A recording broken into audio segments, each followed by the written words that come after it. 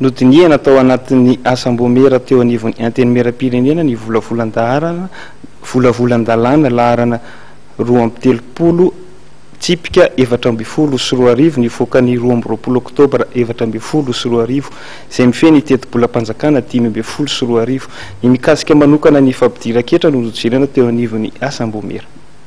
Anisan'ny vina napetraka ao anatin'ny tetibolam-panjakana 520 ny atratrarana 4,903 miliary ariary ny vola miditra amin'ny fanjakana. Izany hoe fekarana 7,900 miliary ariary raha oharina tamin'ny taona 420.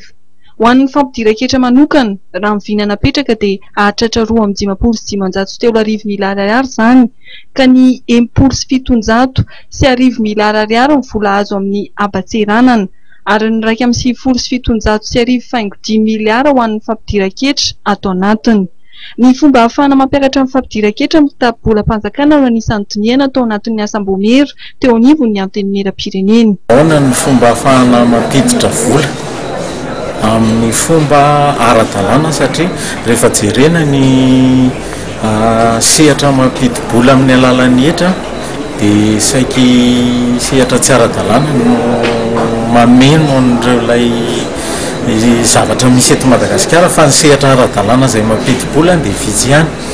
Dia hoe ahoana ny fomba ahafahana mampiditra an'ireo secteur informel ireo izany no tonga ara-dalàna mba hampidi-bola. Izay aloha ny iray. Faharoa, ilay fahamarinan'ny fampidiram-bola amin'ny alalan'ny hetra, fahamarinan'ny fitakiana na ny déclaration any amin'ireo ilay olona mampiditra hetra zany sy ny asan'ny mpamory hetra izay tokony mba andeha amin'ny tena fahamarinana, satria fotoana moa izany izao hoe hiadina amin'ny kolikoly sy ny sisa, dia izay ny tena adihevitra anisan'ny nibahana, ary tsy maintsy ho adihevitra ao anatiny koa moa izany ny hoe ahoana ny ahafahana mandanjalanja ny fametrahana hetra amin'ireo zavatra mety mahakasika ny fiainan'ny vahoaka.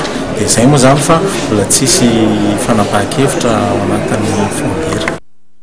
No marian'ny solombavam-bahoaka raha velona nosy mamitiny, fa anisan'ny olana mipetraka ho an'ny tetibolam-panjakana 520 ny tsy fisian'ny famatsim-bola avy any ivelany. Mbola misy ny famatsim-bola avy any ivelany izay mamatsy ny anam-pamokarana na ny investissement eto an-toerana, ary dia ny vola miditra eto an-toerana ihany izany no tsinjarain'ny mpitantana mba hampandehanan-draha rasy hanaovana an'izay anam-pamokarana izay.